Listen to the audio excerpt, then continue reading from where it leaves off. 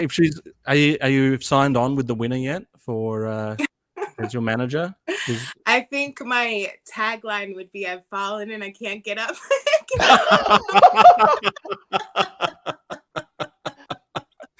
I love it.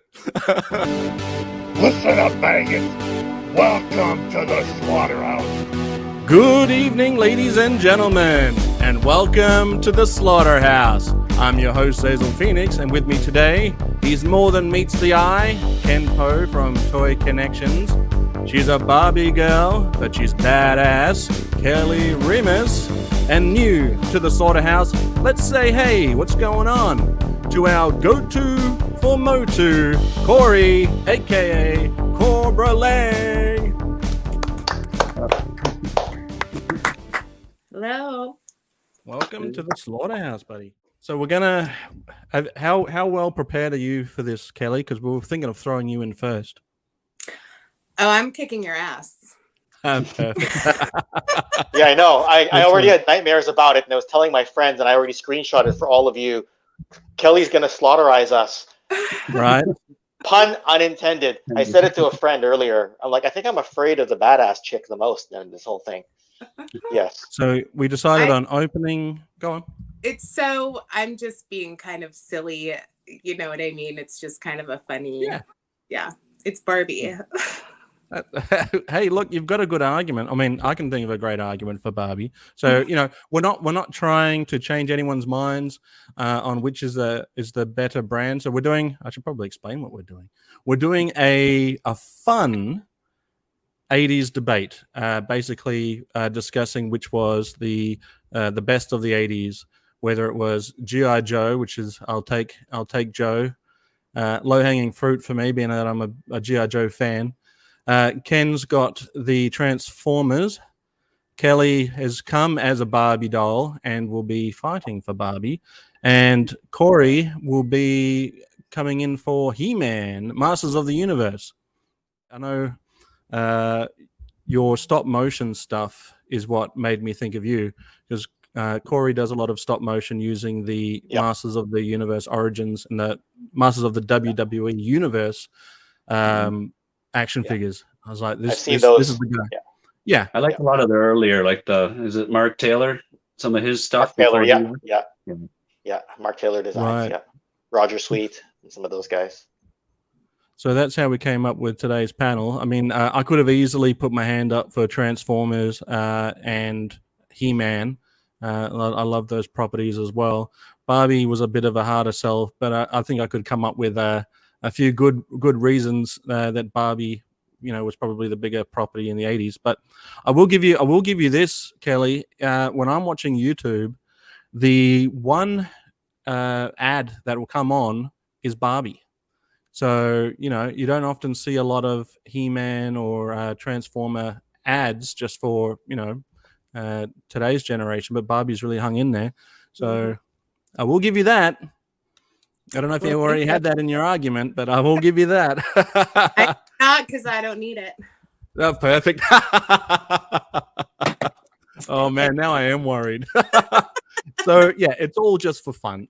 We're not going to change anyone's mind. We don't want to. We're all fans of all of it, except for Kelly, who hates everything except for Barbie and New Kids on the Block. And a little bit of wrestling. Yeah. Are you signed on with the winner yet for as your manager? I think my tagline would be, "I've fallen and I can't get up."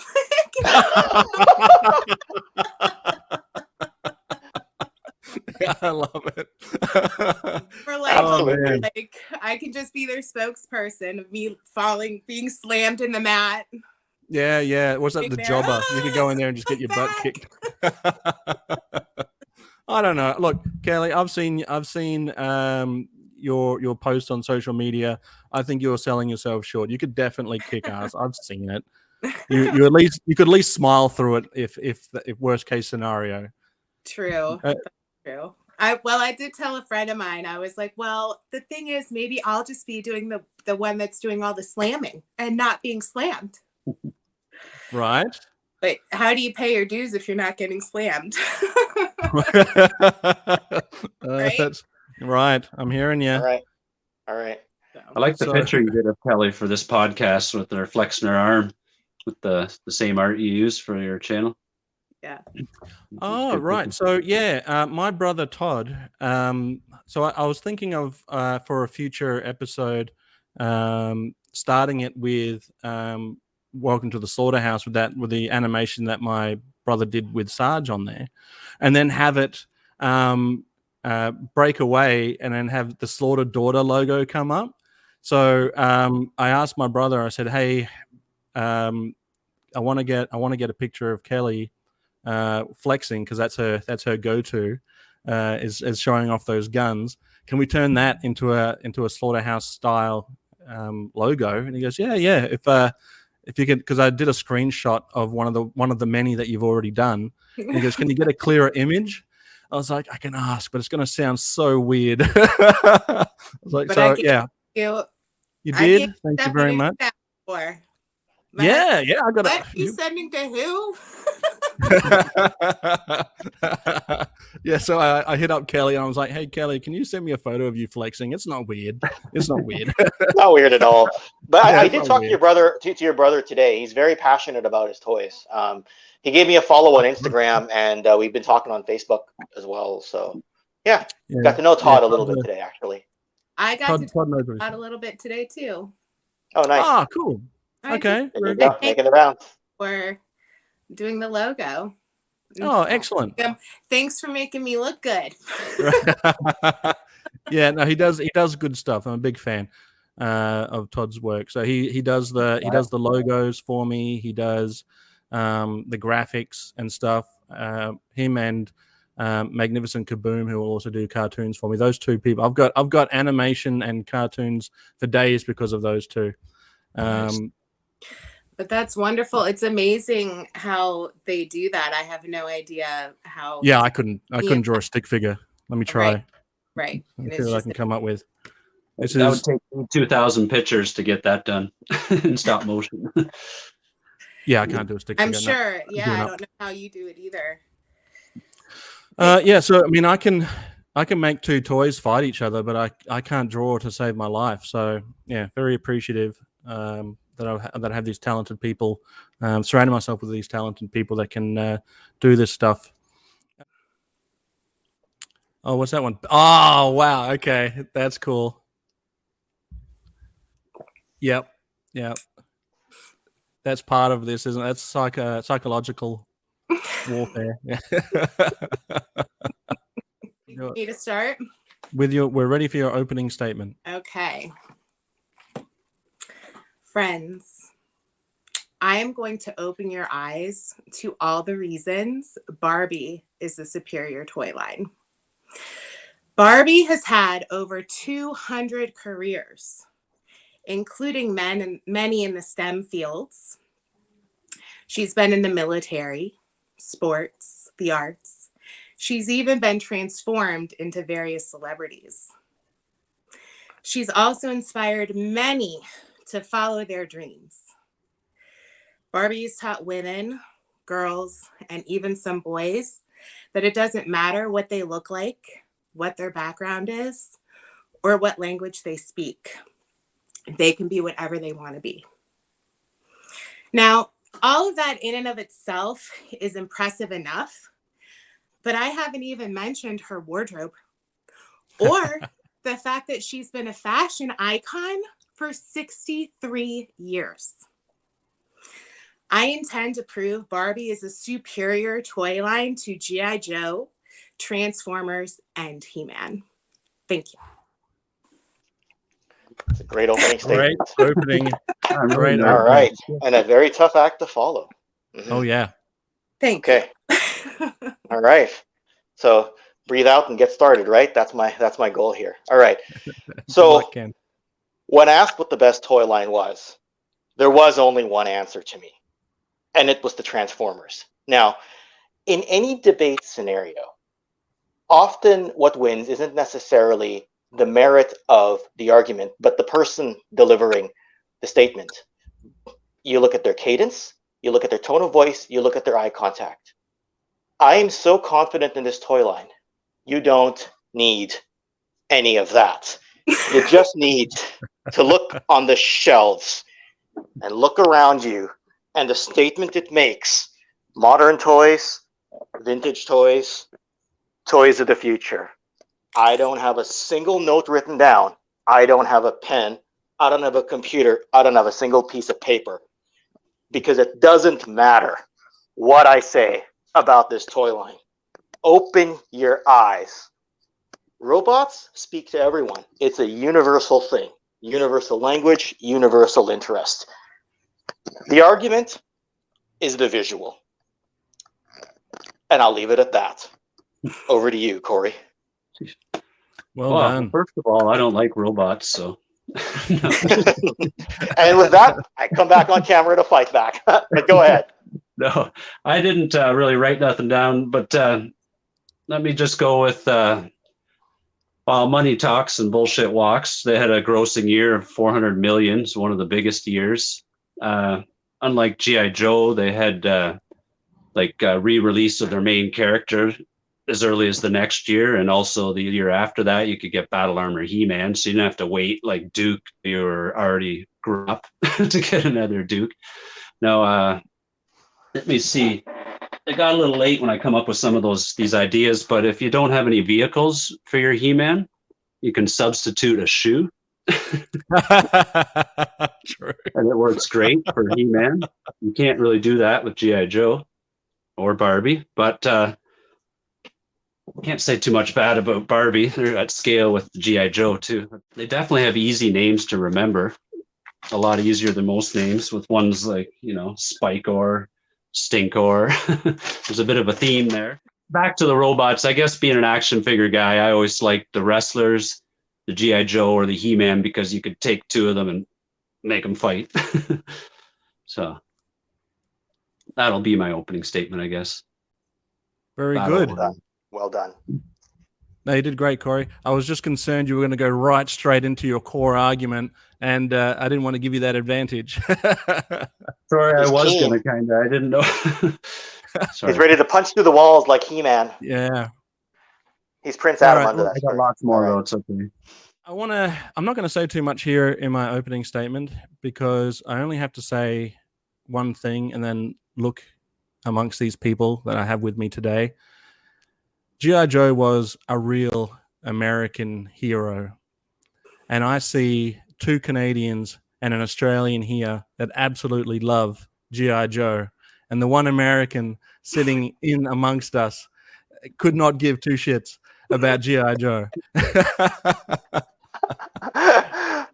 So if a little Aussie boy from the Red Centre and two Canadians from your neck of the woods can latch onto something that is ultimately an American military style boys toy, that has some merit to it. And I'll leave it at that. There you go. Very good. All right.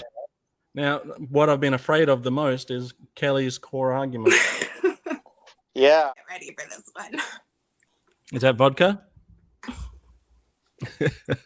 It's actually, so I don't know if you guys have this where you guys are, but it's Bud Light Seltzer. Okay. No, So I don't have it. Seltzer drinks like Trulies or something like that, but they've got different sodas. So this tastes like Mountain Dew. Right. Okay.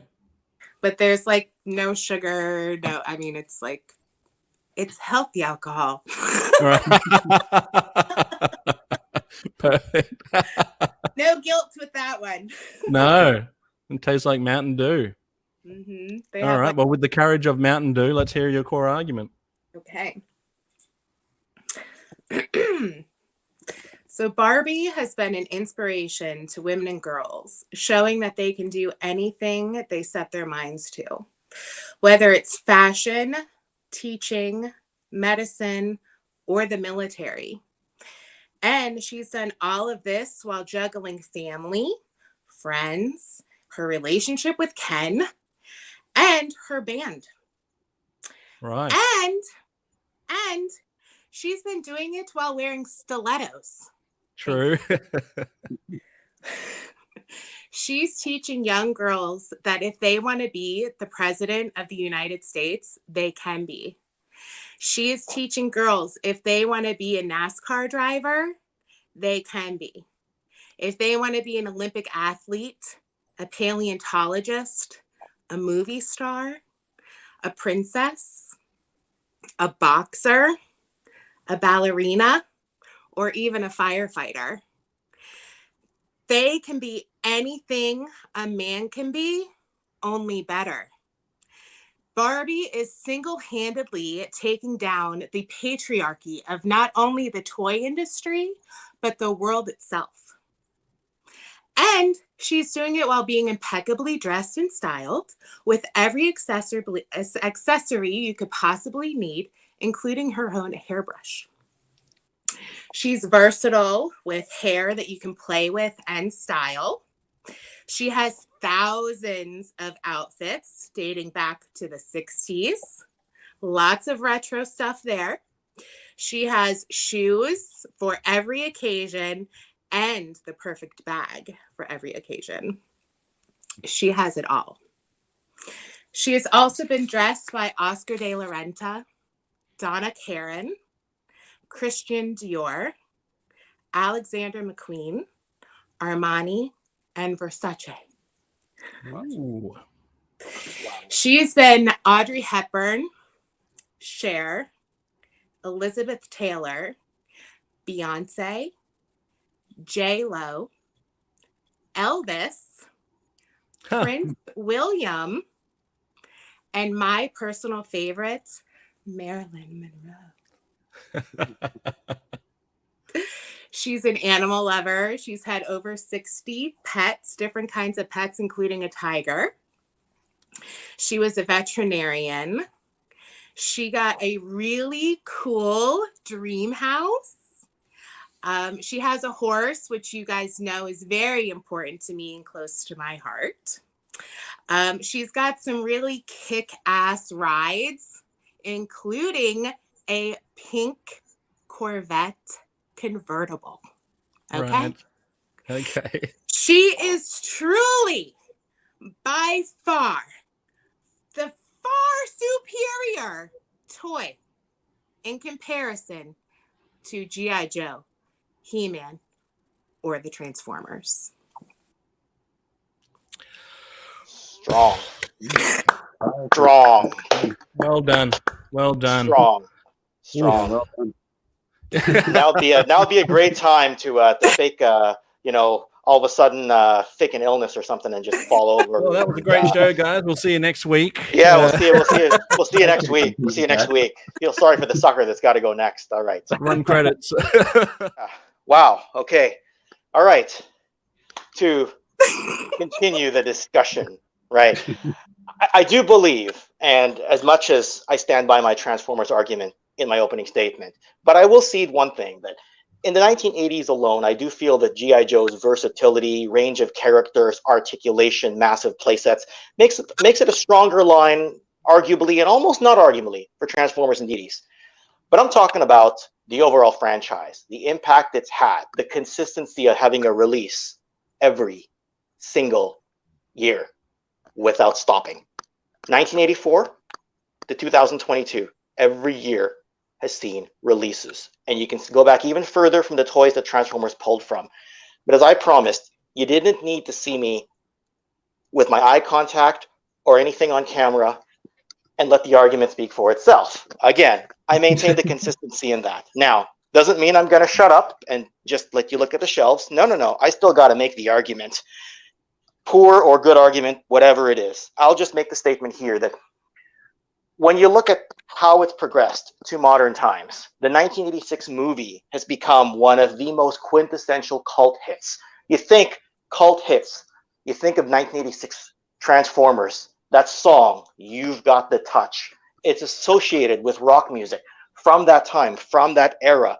They killed off Optimus Prime, brought him back, making him immortalized. All of his phrases, from freedom is the right of all sentient beings, to transform and roll out, all of that is immortalized right through the ages. And the fact is, we want to talk about being pop culture centric. Well, in 2007, and I cannot believe that I would ever use Michael Bay's movie franchise to my advantage here, but I'm going to. In 2007, they released the Transformers. 2009, they released Dark of the Moon.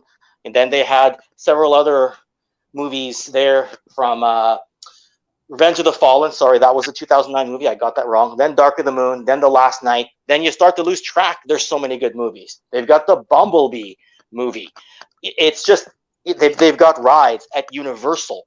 I mean, everywhere you look. You go to a toy aisle, and the only thing that can match the volume at Walmart, Target, Toys R Us in Canada, the only thing that can match the volume of Star Wars and Marvel, and you know how big those franchises are. Transformers is the only thing that can not only hold a candle, but absolutely match it. You know, you look at it, it doesn't build around one titular character. It's got how many icons? Optimus Prime, Megatron, Bumblebee, Soundwave, Devastator, the Dinobots. It's got, and not just the Generation 1 characters, it's got Beast Wars, it's got Beast Machines, Robots in Disguise, Transformers Armada, Energon, Cybertron. You get the idea. Animated series. It just keeps going everywhere you go. It's robots, robots, robots. I just don't see an argument. If we're talking about progression from then to now, I just don't see another argument for any other toy line out there. It's all about, you know, I know Cory said that, you know, maybe he's not as much into robots as everybody else, but it's easy to relate. What's your favorite car? Well, one of the Autobots probably transforms into it. You know, things like that. I mean, like I said, I didn't write a whole lot down. In fact, I wrote absolutely nothing down because to me, the argument's got to flow naturally. And I think I've done the best I can to defend the toy line of my choice. And we transform and roll out into Cory. That was nice. I'm glad I got to go after you, because then I could say, you know, He-Man got a movie first before Transformers. It actually didn't, but that's okay. Well, the cartoon, I guess you're right. Okay, for live action, okay. Looking at your background without my glasses, all I see is red, white, and blue, G.I. Joe colors. All right. No, sorry. I'll get to, my core argument was more thanks to Ken, maybe watching one of his podcasts with Hooded Cobra Commander. But the fact that, well, 2 words, Power Hour, we had He-Man and She-Ra together. So they kind of had a chance to expand on both, you know, and cover. And that's probably why they had that year where they beat Barbie in sales, because they were catering to the boys and the girls. And that way, you know, the girls could have the power, the boys could have the power. And as kids, you know, that's what you wanted, was to not listen to your parents and have the power. And those toys gave it to you, I guess. So that was basically my core argument, was grabbing 2 audiences.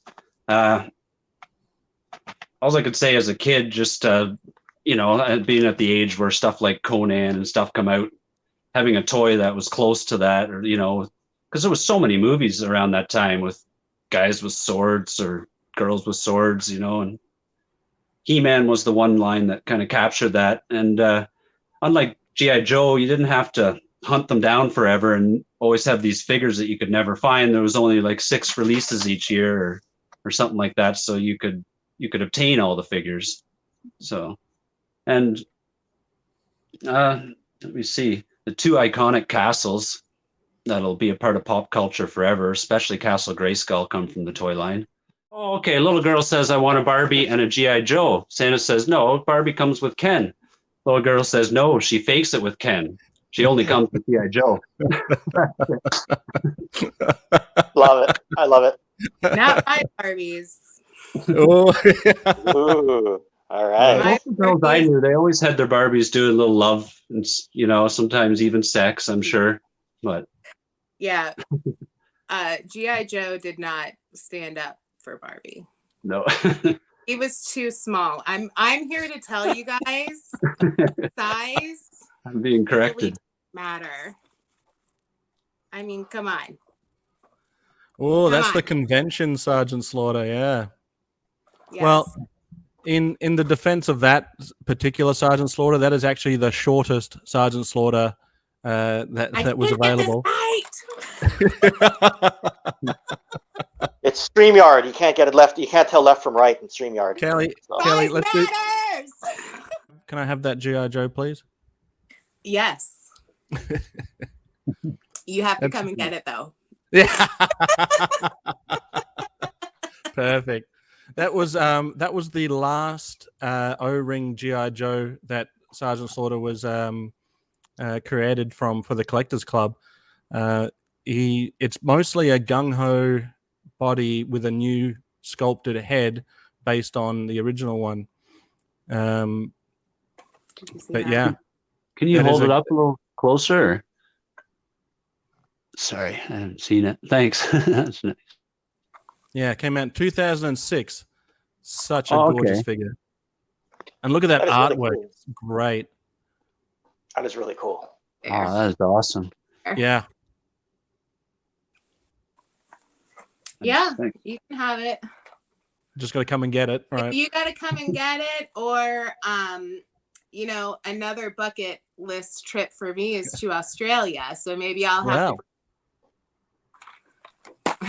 I don't want to pillage your collection, Kelly, but I do appreciate you showing them off to us. And last week's one as well. Oh, great figure. The Rule Breaker. Oh, gorgeous stuff. Anyway, I got distracted. Great joke. Hold on. It's all good. Does anyone need to grab a drink or anything? You mean does anyone need to take a piss? Nice. One, or is that? So that's the newest Iraqi sympathizer. Yeah, So the Elite one you 89 showed- or 90. Yeah. Yeah. What's the number on the box? Is it 89 or 90 or 91? 89. 89. Okay, that's what I thought. Series 89, yeah. Yeah. That's a great figure too. He brought these to me for the last podcast. He just brought me a box of stuff with some pictures in it, and Oh, different- nice. like, I don't know if you want to use this for the podcast. And I was like, thanks. So this one is from my collection. Yeah. But this and the really special one are his. Yeah. I do have one, but I didn't get that one out. It's tucked away in a very special place. It's signed 3 times. So which one was that? The Iraqi sympathy, the toy convention one, the Holy Toy Grail. Fair one. Yeah, it's a great figure. Cory, I don't know if you saw the last one, but Kelly also showed us a bagged mail away Sergeant Slaughter G.I. Joe as well, still sealed, swagger stick intact. Oh, just great stuff.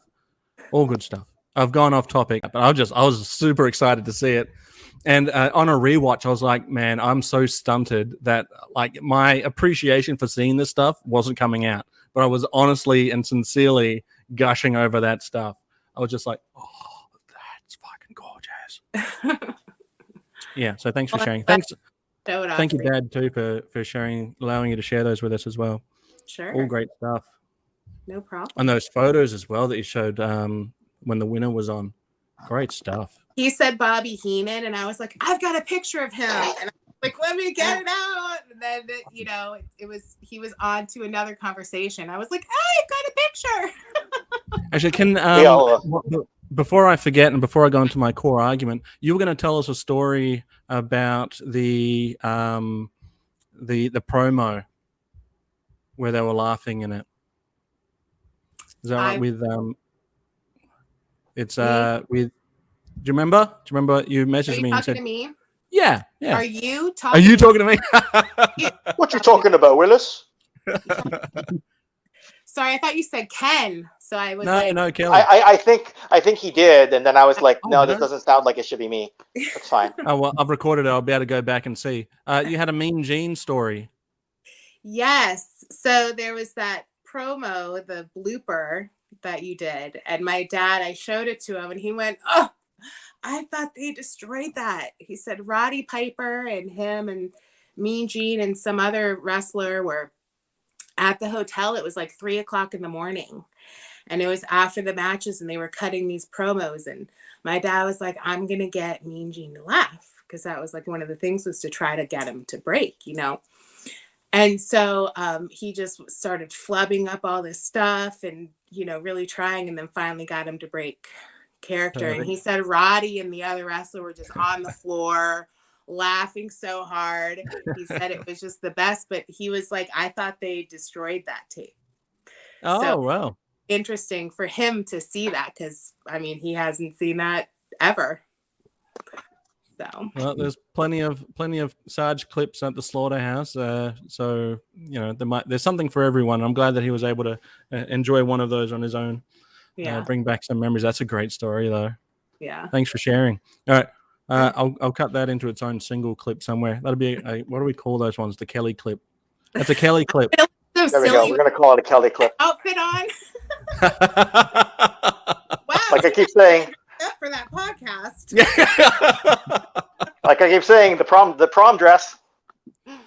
Oh, I'm surprised I didn't see anything on social media first. Usually you're like, I'm going onto the podcast. And I was like, well, it must be I can see why you haven't now. Surprised us with the Barbie look. Yes. And I was going back and forth of how to do my hair. Oh, okay. To keep it down or put it up. And my husband was like, well, you can see your tattoo better if you have it up. And I was like, that's true. And Barbie doesn't always have her hair up. It's a lot of times it's down, but when she's formal, it's up. The Cinderella, it's up. So very true. Yeah. All right. Well, I'll get into my core argument then. All right. G.I. Joe, a real American hero. Like I said before, an Australian and two Canadians were able to latch onto this American toy line. And I think that goes to show how versatile the original run was. Like, it wasn't just, obviously it started off as a very American-based toy line. But then they were known as the international heroes internationally, Action Force in some countries. They were really able to get out there and, grab an audience worldwide. Japan, China, Russia, fun school stuff, India. They were all getting this stuff. And this was an American military toy line. But I think if you take away the fact that it was an American military toy line, you also have what I would say is one of the best toy lines for multicultural inclusion and gender equality. You don't have as many female characters in the line, but every female character in the line is a strong female character. You've got Covergirl, Tank Driver. You've got Zorana, the sister of Zartan, who you wouldn't want to mess with on a good day. You got the Baroness, who, although is very beautiful, is a woman of power, and that gives the girls something to play with as well as the boys. You've got, like I said, the multicultural side of things. If they came from wide range of places, and you could latch onto any one character based on similar looks, or even just because of you like the look of their outfit. Maybe you didn't like a Green Army Man, and so you were able to grab a lime green fluorescent sci-fi character. And even though they sort of tried to branch out of the military line later on and add other themes, those themes that they did add, a lot of them are fondly remembered today. You got Tiger Force, you've got Night Force, which goes for a lot of money these days. And then they tried to go down the line of Eco Force to teach us how to, better improve our environment. We also had public service announcements, to show us how to properly wear a helmet, make sure we weren't talking to strangers. A lot of those messages that are still true today. You talked about the Transformers movie, Ken, and while that is a great movie, there isn't any scene in there that beats the opening of G.I. Joe the movie. That is an epic opening in its own right, and probably some of the best animation out there even today. So I guess when we're talking about the toys themselves, if you got a G.I. Joe and you weren't entirely happy with that G.I. Joe, you could change it. You could change it up. You could create your own Joes. One of the first times that I ever picked up a screwdriver was to change up some of my Joes and make my own characters that suited me more. And an example of being able to easily fix your own Joe character. Here's an example of one here. I have, all these are all Sergeant Slaughter parts except for the helmet. But that's not a store-bought action figure. That's one I was able to create myself, and it looks just like something you could buy. I'm no genius when it comes to customizing. I don't paint anything. I don't, sculpt anything. But you don't have to with G.I. Joe. If you like the head of one character and you like the body of another, so long as the parts were compatible, and for the most part they were, you could create your own Joe. If they broke, and sometimes they did, or the O-ring, you're able to easily fix that. The same can't be said for He-Man and their legs. If their legs go, they're very hard to put back on. If a Transformer breaks, it's not a Transformer anymore. It's a hunk of plastic. The Barbie, I've got nothing bad to say about Barbie. They did the best they could, and then they improved upon it until, but there wasn't a lot that a guy like me could latch on to with Barbie. They were great in the girl space, and I know that a lot of boys did like Barbie. I know my brother Todd, he was super into getting dolls like MC Hammer and New Kids on the Block, and he would have loved to have a convertible to go with those. But not really that inclusive, unless that was something that you personally were into. But with G.I. Joe, you could pick up a female character. Even if you're a boy or a girl, you can pick up any character you wanted, and you can latch onto that character. But I can't say the same for Transformers, unfortunately. When was the first time that we were able to get a female Transformer into the line? Definitely was. They started to include them in some episodes, but you couldn't buy them as a toy. RC became a very popular female character, but again, couldn't get her as a toy. It was a boys' line, great boys' line, that, girls could grab it if they were into cars, into trucks or whatever, they could grab one, but there wasn't any made specifically for them. Your best bet was He-Man and the She-Ra line, but She-Ra was just a way to, cash in on what Barbie was already doing. Meanwhile, G.I. Joe had already stepped away from the doll-sized and into action figure 3 3/4 inch. And the biggest seller for all of that is the vehicles. You want a tank? You grab a tank. You want an airplane, jet? You got it. Simple small tanks and Jeeps. This thing was designed for play. It was designed for fun. And I guess I'll close out with the biggest catchphrase of the 80s was you had transform and roll out. Sure, that's Optimus Prime. You've got I Have the Power, He-Man, but those are very specific characters. Barbie had, I don't know, brush my hair. I'm not sure what her catchphrase was. But for G.I. Joe, everyone had the same catchphrase. It was Yo Joe. That wasn't designed for one specific character. That's what everyone could do. I could do. I could throw out a Yo Joe, or if I was feeling it, I could throw out a Cobra. And it was for everyone. It was everyone's catchphrase. Anyway, that's it for me. Let's move on. Well said. Very well said. Thank you. Yeah, thank you. I rambled a little. It was really good. I really like G.I. Joe. No, that was good. Wow. All right. Okay. Yeah, that psychological stuff again. Barbie has transformed into other people, which is much more impressive than transforming into a car. She was a superheroine in Marvel and DC, as well as a villainess. She was in the Air Force. She was an Army medic, and she was a Marine Corps sergeant. Wow. Now, she's never been a professional wrestler, but she has been something that none of the other toys we're talking about today have been. A mermaid. Barbie has been a mermaid. She is a mythical creature. She deserves to win on that and that alone.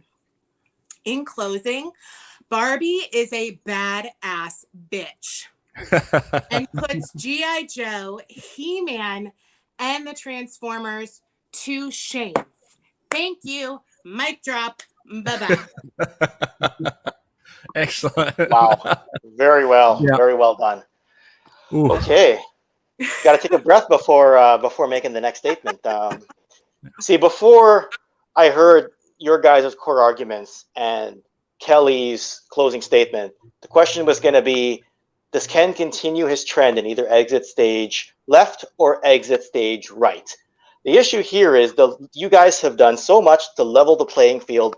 Ken cannot exit either way. He has to finish strong, and he has to go with the traditional debate approach and claim advantage based on merits of robots being an international language for all fans.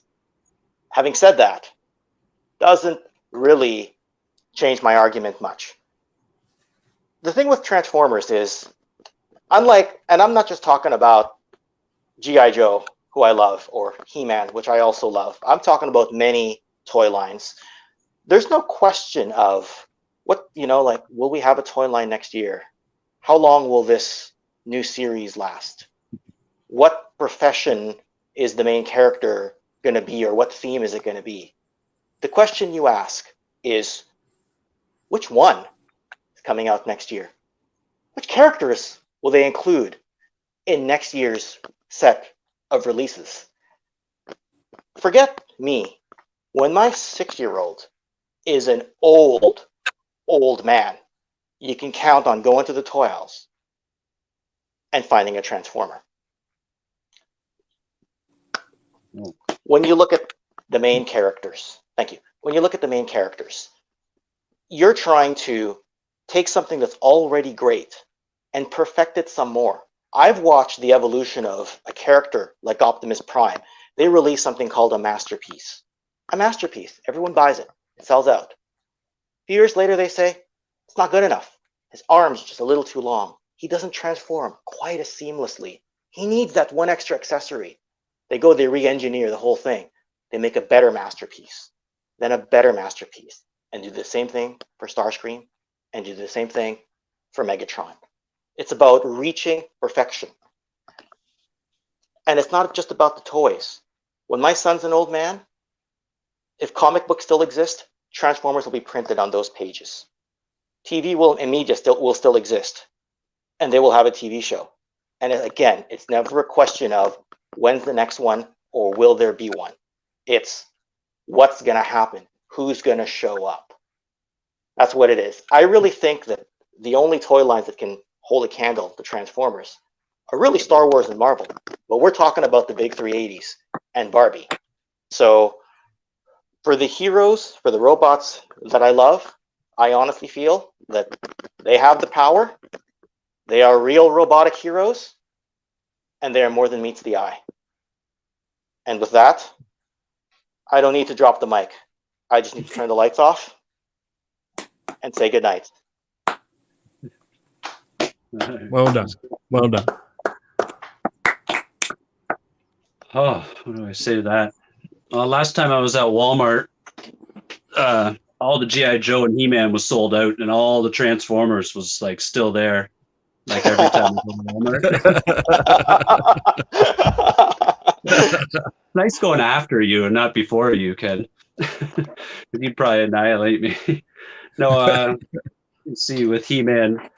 Well, with G.I. Joe, it kind of comes and goes with war popularity. Whereas He-Man, you have something that whether women are buying more toys or boys are buying more toys, it's there for both. If it wants to get a little bit colorful, or maybe there's a new audience that would be fascinated with them, or their bright colors and stuff like that, it would just appeal to any audience. They have vehicles with batteries and zip cords that go, lots of playability factors and stuff like that. But I think, they haven't been around for all those years because they kind of fell between the cracks. But I think that's why they're so popular right now. And I think this time around they've stuck, and I think they'll stay in pop culture forever. And I think they'll always be remembered as one of the greatest toy lines, simply because they're the best. I guess that's it. All right. Was Good that job. okay? Oh yeah, You're great. You're great. And sorry, I'm just switching locations, which is why I had to turn my mic off. But yes, please keep talking. Hopefully that wasn't too distracting for you, Cory. No, not at all. I'm not typically a speaker, He's but going to the bathroom and he doesn't realize. Yeah, are we going with him? See him? I was like, It is finally it. I was a little worried. No, Zazel would have turned my camera off if that was the case. Well, your argument's been shit so far, so it wouldn't surprise me if you were going to the toilet, mate. when it comes to He-Man, like I said, I've more been fascinated with the toy and collecting it. So I don't have a whole lot more knowledge about them. I'm probably not doing justice to the fans out there, Masters of the Universe. But I thought you've done well. You've done fine. You have the power today. All right. It's all for fun anyway. Yeah, Absolutely. That's right. Like I said, we're not trying to change anyone's minds, mate. You probably had the harder job out of all of us, being that you've got so much G.I. Joe behind you, and I've asked you to argue He-Man. And it's also your first time on the show, right? I'm arguing against a toy line my dad is in. True enough. All right, well, I'll go into my closing statements then, Cory, if you're done. Yeah, sure. But I'm happy to give you a few more minutes if you want it. No, I think that's good. I'm all right. Okay, cool.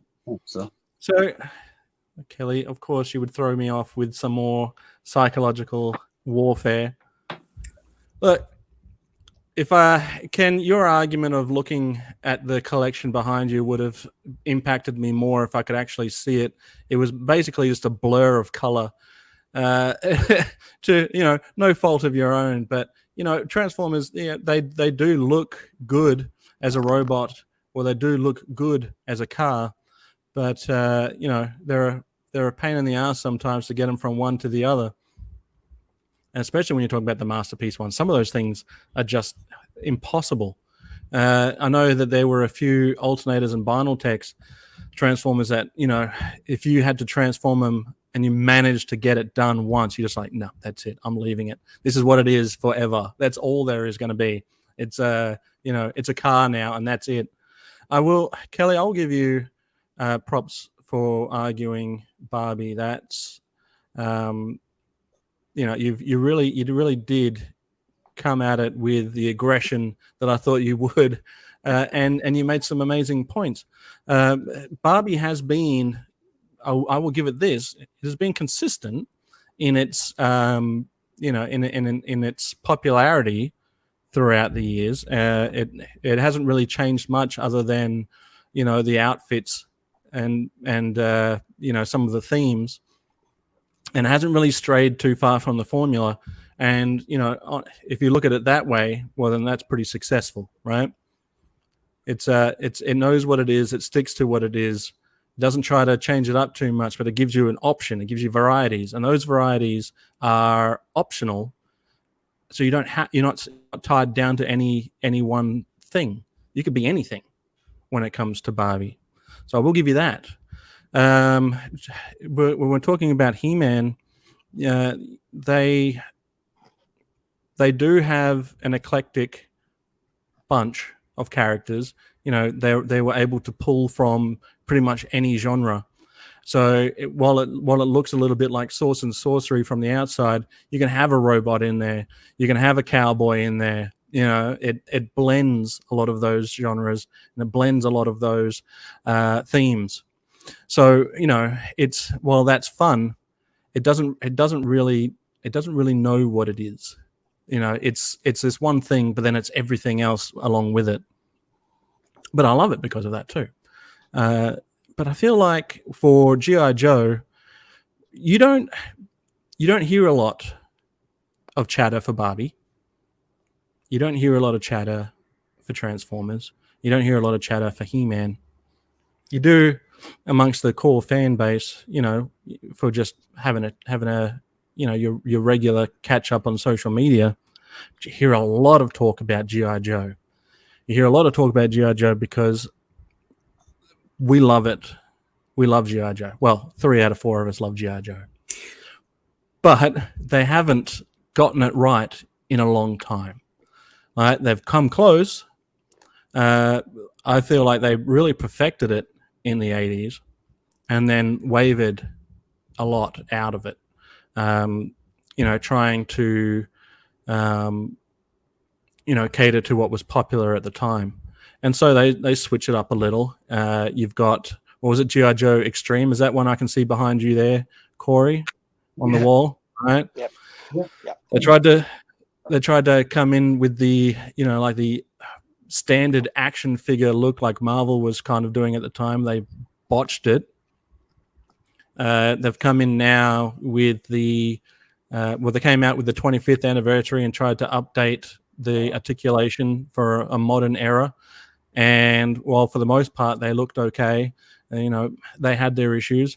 The Classified line, when that came out, it started off with a few issues, but then they started to look back at what made G.I. Joe great, the characters, the lore, and they've started to come around now and not only give us the characters the way we want them and how we love them, but they're also bringing back the O-ring. The O-ring standard G.I. Joe. Now, I believe, to close out my argument, while all of these products are probably the biggest that the 80s ever had, G.I. Joe's the one where we are still wanting that product. We still want it today. We still want what we had then. We got some substitutes, but we want the original because the original was the best. That's it. That's all I got. I don't got no more. I think I agree with you. So I think that in conclusion, the greatest toy line ever is really like Muppet Babies, right? So. Muppets. Cool. Right. I think that's the conclusion right here. He's wondering like, what are you guys talking about? Like I'm the greatest. I'm the GOAT right here. That's what he's trying to tell me right now. So, he doesn't know what we just wasted an hour doing. That it's not that I don't love G.I. Joe. I love G.I. Joe because I love a man in uniform. Right. Well, there you go.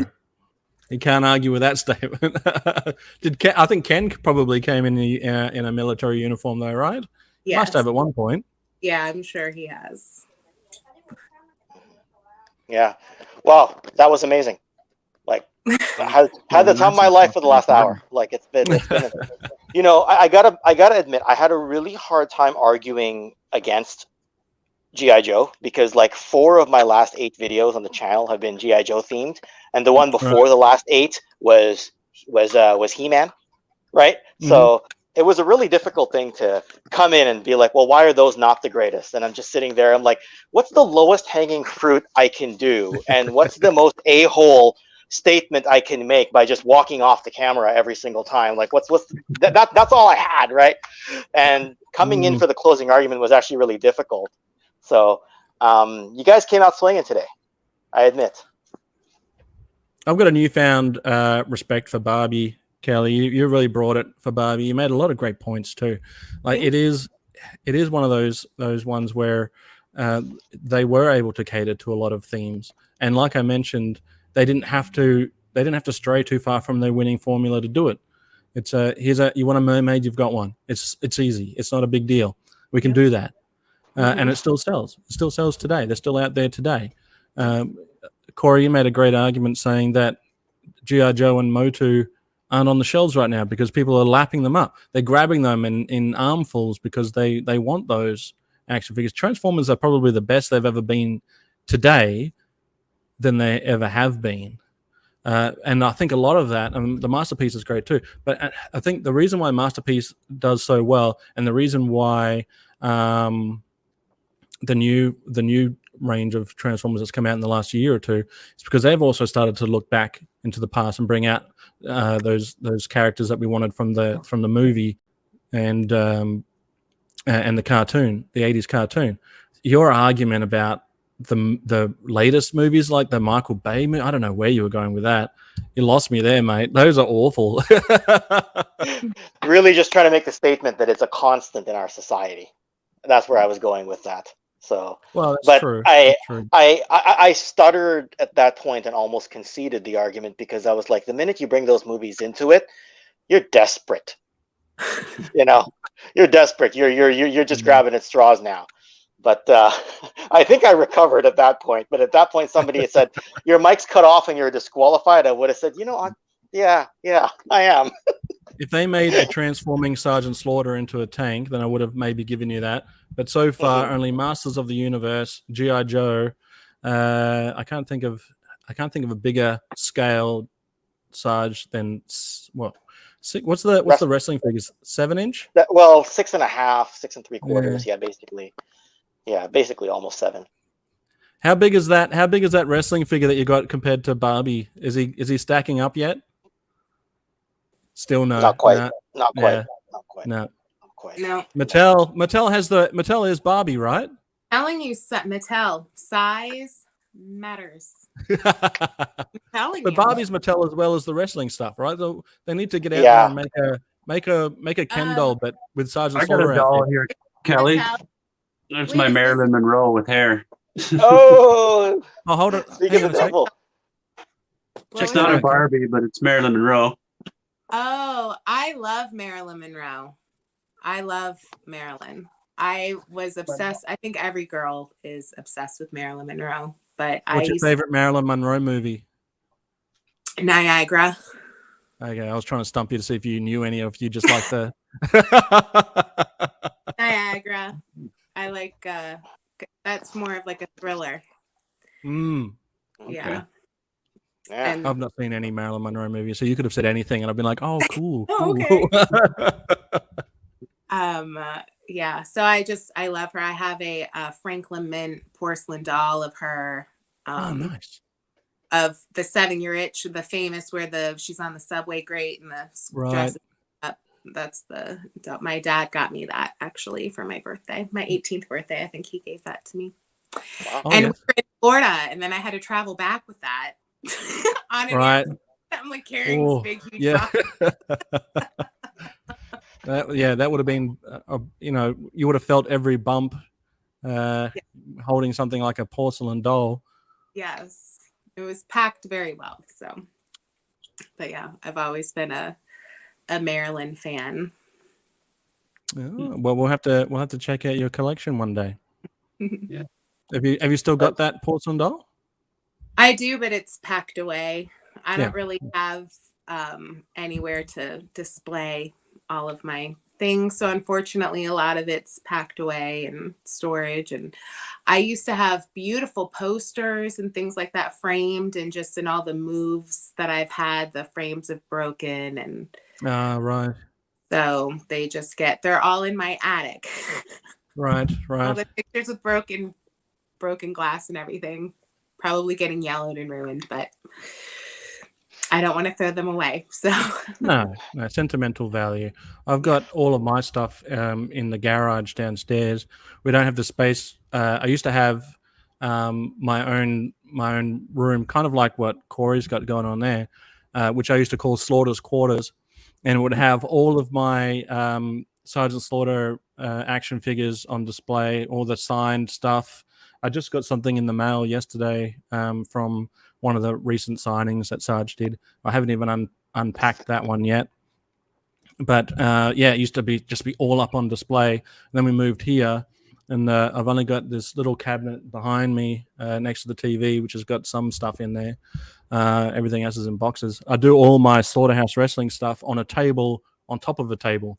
So I've got like a little space next to me here. And it's just two regular sized tables on top of each other with a black sheet over it, so I can film inside. And that's the most I do. And I film with this thing, mobile phone. I'm not very very technologically savvy. No, so do I. I'm exactly the same way. Everything you see on my channel is basically filmed with the cell phone, and then I use a computer only to like put the end screens up, put the descriptions in, put the tags in. Yeah, just some of the back end technical stuff happens on a computer, and scripting too if I need to script it. But most of it's on my phone because my phone's always with me, right? So Yeah, I I'm think not totally too don't tech blame you. savvy either. guys Sorry. do and what you put together, and it's amazing that you guys can do that. It's amazing what you can do with a mobile phone these days. Yeah. Who knew, eh? I remember when my mom still had one of those Zach Morris phones, right? Right. Oh yeah, yeah, yeah. Early Yes. 90s, right? Right. Yep. So That's what Yeah. got Yeah. me back into the Oh, that stop was motion was the screwed into phones. the floor of the car. About what you can do on a cell phone. It's amazing these days, and I think a lot of people have gotten into these new hobbies because of the cell phone, and that's why I got back into stop motion, video editing, all that stuff. You can get YouTube Studio on your phone. You can do a lot. yeah. Well, it amazes me that you do your stop. YouTuber. That's what he wants to be when he grows up. He wants to be a YouTuber. Right, that's what everyone wants to be these days. Yeah, Yeah. my son wanted to be for a while too. He had his own channel with just like when he was like, I guess 8 or 9 or something. Oh, wow. He'd put up random videos on there, and he hates. I'll just for a goof now. I'll throw up one of his old videos, and I go, "Oh, let's watch one of these." He goes, "Don't watch that, Dad." Please don't. Yeah. So, but Cory, it's amazing that you're able to do your stop motion on your phone because it always looks really high quality. And I know that there are a lot of high quality phones out there, but like it looks really high production, like really great stuff. You really capture the vibe when you're doing those wrestling matches. I'm sitting there, I'm like, man, like I look at that stuff and I look at like my own film quality and I'm like, I suck. You know, like I just look at it and I'm like, man, this guy put so much effort into like even like 1 minute of work takes like 1 minute of production takes so much time for you, right? And so much like little like finite things that you look for. It takes a lot of patience and dedication that most people don't have to do stop motion type work. It actually so takes I don't know a lot about you more guys. physical endurance than you'd think. That's what I think. That's my strength that I keep playing on. I figure anybody can kind of edit and make fancy, like I used to do a lot of overproduced videos, but I just thought just doing stop motion itself is hard. And if I could do a couple thousand pictures, like standing up, bending over under the table so you don't get a shadow, touching a figure just slightly, and then ducking under the table, touching your phone so it doesn't move at all, takes an art. Yeah. I mean, I don't know how you do it. You know, I really want to bring awareness to your channel like as much as we can because like people need to see that kind of thing because it's more inspiring than most other people's work. Like because people when they think of stop motion, they think of the tedious nature of it, right? Yep. But you do it and it looks seamless, and then it's got to ask the question: is it rewarding? And clearly, it is for you, right? Oh yeah, there is a phase where it's like this is a bit of a pain in the ass, but once I get to the editing stage, it's so rewarding that it's worth going through a bit of an unfun phase. Because I wouldn't get such a reward to get to edit these videos and finish them. So I don't mind a bit of hard work, but some shots are really easy to do. Some are hard, but I don't know. I kind of know what I'm after now. What's that? I want to make a point on something that I touched on with you recently, but just for a bit of backstory, Kelly. The Slaughterhouse wrestling stuff that I do is me literally just moving a figure like across the screen like that, right? And then I'll have another one, and then they'll go at it, and it'll be everything that happens is happening on camera. I'm not stopping and starting, right? I'll pause and change a camera angle or something, but basically I'm doing that, but just a little bit more with finesse, right? And that takes enough effort for me to where it'll take me a while to even do that. And the biggest issue that I have is that it gets frustrating sometimes. So I just put it down and like, I'll come back to it later. So I don't just, hate it. But another issue that I have is consistent lighting. So I'll often sit there and I feel like I've done something great. I've spent 10 minutes of footage. I'll look at it and I've only got maybe 30 seconds out of 10 minutes that I can use. Wow. And one of the big things that ruins it is inconsistent lighting. But when I watch Cory's stop motions, it is and he's doing it. I'll let you explain how you do it, in your own words. But one of the biggest things that I noticed when I was watching them originally was like, this guy is doing it seamlessly and with consistent lighting. And that's got to add extra pressure, and that's got to add extra time to something that is already an arduous task. Like, I couldn't do it. I love it, but I couldn't do it. Maybe I set the bar too high at the beginning, so I don't want to go backwards. So I keep trying to achieve and then go beyond, but do something to make it a little bit better than my last video. But as for the lighting, I've always blanketed out the windows. They have to be completely covered. So you are like, or you wait till sometimes even with the blanket, I've had problems. I do prefer to wait till after supper if I can and go through hours of the night. Sometimes, 3 in the morning. So I get that dark, consistent light. But I frame in something that like a film is 30 frames per second. And I know some of the cameras go 60 frames, but 30 frames, it's like it takes 30 pictures per second. So that's why a wheel on a car, you would see it kind of look backwards on film. Or stop motion, you can go up to 30 pictures, but I do 9 frames per second. And that's just enough that it looks real.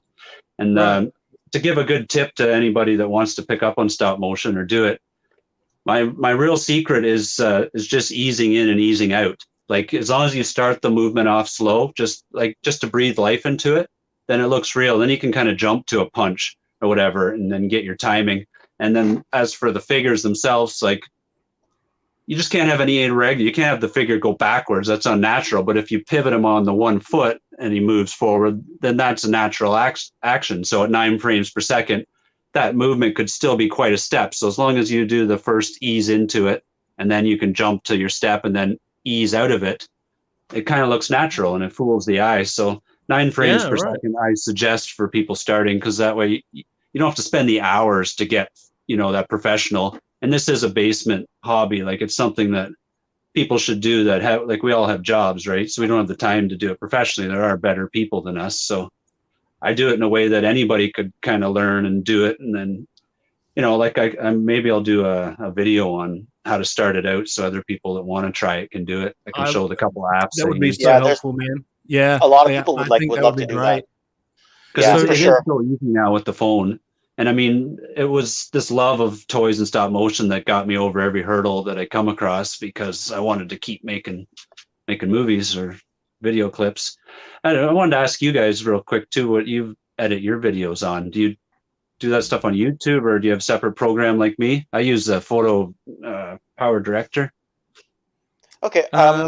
Is that free, or is it paid? Both of them are free, but I have paid subscription, so I get better, more effects and all that. How much is that per year?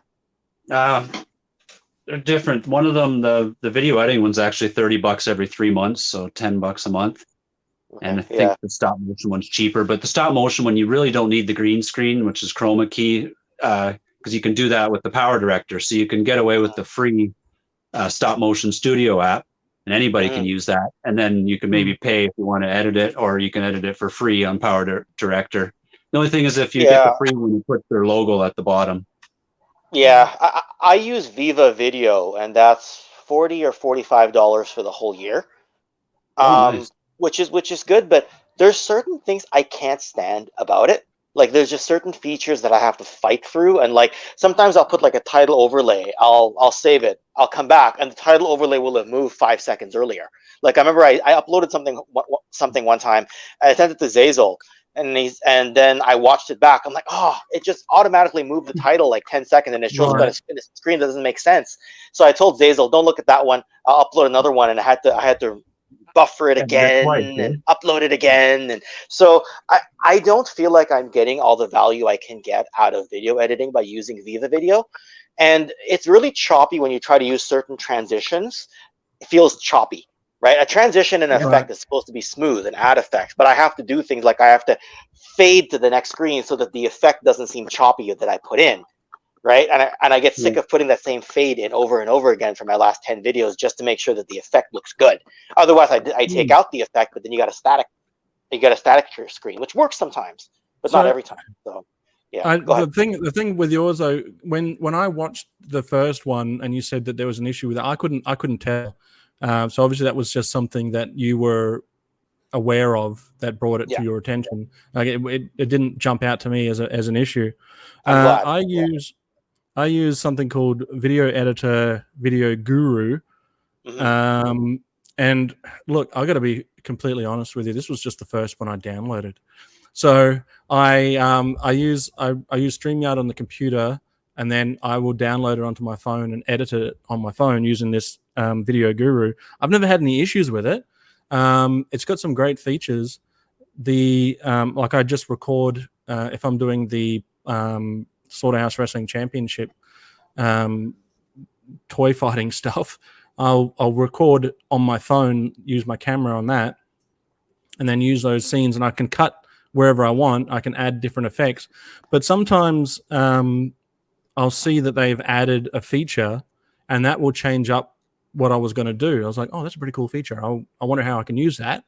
And then I'll create a scenario that I can use that on. It'll turn out great. We always look forward to the Slaughterhouse Wrestling Championship episodes because we know that's like your feature production, right? But it's good. You've got kind of things on two fronts now. You've got Welcome to the Slaughterhouse. You've got the Slaughterhouse Wrestling Challenge, and then you've got like all these like great nostalgic Sarge clips. So you kind of hit us on multiple fronts, right? The nostalgia, the feature production, and the talk show, right? So it's well, when you put that first one out, I was right in the middle of shooting my my first match. I think it was Ram Man and Mr. T title match. Right. Thinking, damn, it's going to look like I'm copying almost, but I just finished the episode. I had Bonebreaker and Wrestler doing the voice for it already lined up. So it was like, there's something in the air. Everyone was kind of putting wrestling videos out. Well, there was a lot of G.I. Joe stuff out there, and I thought maybe I can incorporate some of the wrestling side of it. And so that's where that came from. And then I got the idea of using Kelly's voice for the Slaughterhouse itself. And then once talking to Kelly and finding out what a badass she was, I was like, well, she's got to come onto the show proper, as a proper character. So I'm just waiting for those parts to arrive. It takes ages to get stuff from America now. So I'm excited to see what you have come up with, or what you do come up with. Yeah. Self is an action figure. That's kind of crazy. Yeah, so I have to use, because the good thing about G.I. Joes is that you can change out the parts by removing the back. So there's only a few female characters that you can use. So I've picked and choose a lot of the parts that I think will work well for you. But I think hopefully you'll be pleasantly surprised when you see the final product. I'll reveal it once it's completed, and then it's probably one of the episodes I'll bring in the Slaughtered Daughter graphic that Todd came up with. Awesome. But I didn't want to get too tied up on that, Cory. The point I was trying to make with that one is that I use that app to create that scene. B, all of that was moving in camera. So long as I can, and that's a limitation in itself, because if I'm holding my action figure like this, I don't want to get my fingers in the shot. I've only got chubby little hands. They're not, they're not model hands. But I know some guys don't mind having their hands in the shot, and that's part of it. But my limitations are, if I'm holding someone down here, I've got to cut out like all of that. That's all I've got to work with. Sometimes I'll use a bit of tack and have a what's it called, a skewer, or what do you call them when you the bamboo skewers that people use to cook? Right, is that what you guys call it? Cool. All right. Yeah. Well, I use a bamboo skewer sometimes, blue tack it or tag it to the back, and then I can like puppeteer it a little. Mm-hmm. But that top stick fits in the back. So small, Cecil. Right. That's where size matters. That's right. So the limitations I have could probably, and this is a long-winded way to go into what I was going to say about yours, Cory, is that with your stop motion, you pretty much free yourself up to use any angle you want, so long as you can get them in the pose you want. Yeah. Right. If you want to have them kick or pivot or whatever you want to do, you can just put them in that position and hit the camera shutter or whatever it is you use. Like a balancing act, I guess. But I have used props. Like I was saying, you can stick a chopstick. It fits in the backpack hole of a GI Joe, and that chopstick I stick into a block and a book. Yeah. That way, and it's perfect if you need your hand out of it. But that works. I didn't know this for a while. You have an eraser tool with stop motion, but I had the chopstick in his back, and then on a block and on a big, huge book that the camera stands on, so it all moves together. So that way the figure's exactly in the center of the shot. As you move it along, only the background moves, and you can keep it centered with something called an onion skin. It's kind of like tracing paper. Right. We have something called an eraser tool. So even if your hand got in one of the stop motion shots, you can take the picture that was behind that picture and use that as the plate to erase. So whatever you erase, it goes to the picture behind, and you can get rid of your hand. So I started doing jump moves and stuff because now I can use different. I don't have a professional rigging system, but I've been building stuff and using strings. Some of the guys do the wrestling stop motion, use like dental floss, and they can between 4 different strings, you can get them into whatever angle or flying punch you want. And then they just erase the strings. Well, thanks for sharing the trade secrets. Yeah. Yeah. Cory, Kelly, I gotta bounce. Sorry to do this all the time, but gotta run. Saturday night is always dinner at the parents' house. So like my brother shows up, my aunt shows up. We bring my son so they can hang out with the grandkid and all that. So that's why that's why when we record at this hour, I usually got to bounce after about 90 minutes. So I apologize, and to all the viewers as well for always doing that, jumping out at the 90-minute mark. But circumstance. Family comes first. But hey, hey. Wow, that was fun. I don't know about you guys tonight, but I'm actually a little bit tired. Well, who won the debate? Debating. Barbie. Yeah. Right. I've got to give it to Barbie. Barbie. It's Barbie all the way. Yeah, I think so. Barbie all the way. You came at it very strong. You came out swinging. The best argument. Right. You relied on the argument, not on like whatever, like douchey background elements, things like that. You were consistently on camera too. Yeah. Yeah. Mm. I think I forgot to read the rule book that says I'm gonna get those. Yeah, I think in the fine print of the debate email, I think it says if you walk off camera, you automatically lose. So it's like, then it's like, so anyway. All right. And with that, I will see you guys soon. All right. You're dismissed. Dismissed. Take care. See ya. All right. Thanks for coming on, Cory. If you want to tell us where we can find you. Oh, just the Corbra Lang channel, Corbra, Corbra Lang. On YouTube. Awesome. And Kelly, there's a lot of people hunting down your social media. Are you going to come up with something that people can catch you on soon? I will figure it out. By the time we do this again, I will have something. Perfect. Follow me at. Excellent. I look forward to seeing that. Well, thanks for coming on, guys. It was a fun one. We'll definitely we'll have to do it again. Not for a while. This one really took it out of me. But we'll definitely, maybe next time we'll just we'll discuss the passion of 80s and less debate. But thanks again. You're dismissed. My pleasure. Perfect. If you enjoyed this video, don't forget to like and subscribe, hit that notification bell, and leave a comment down below.